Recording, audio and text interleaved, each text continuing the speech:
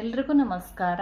ನಮ್ಮೂರಿನ ಹಿರಿಯ ಸಾಹಿತಿಗಳಾದ ಪ್ರೊಫೆಸರ್ ಮಲನಾಮೂರ್ತಿಯವರು ರಚಿಸಿರುವ ಒಂದು ಕವನ ಮಾಸಿದ ಚಿತ್ರ. ಇಂದಿನ ದಿನಕ್ಕೂ ಅದು ಪ್ರಸ್ತುತ ಅಂತ ಭಾವಿಸಿ ಕವನನ ವಾಚನ ಮಾಡ್ತಾ ಇದ್ದೀನಿ. ಕವನದ ಶೀರ್ಷಿಕೆ ಮಾಸಿದ ಚಿತ್ರ. ಸತ್ಯ, ಅಹಿಂಸೆ, ಶಾಂತಿ ಮುದುಕನ ಬದುಕಿನ ನಿತ್ಯ ಮಂತ್ರ, ಆಧುನಿಕರ ಭಾಷಣದ ತಂತ್ರ.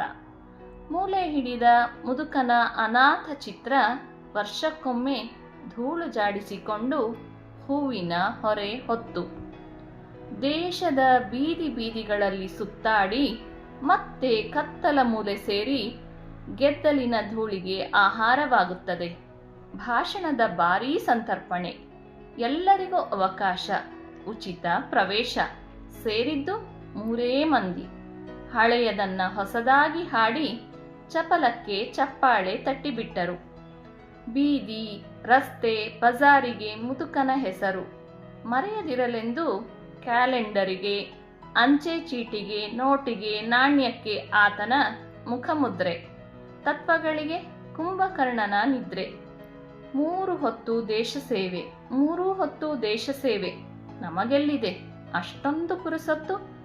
ನಾವು ಉಳಿಯಬೇಕು, ನಾವು ಉಳಿಯಬೇಕು, ನಾನು ಬೆಳೆಯಬೇಕು. ನಾವು ಉಳಿಯಬೇಕು, ನಾನು ಬೆಳೆಯಬೇಕು. ಧನ್ಯವಾದ.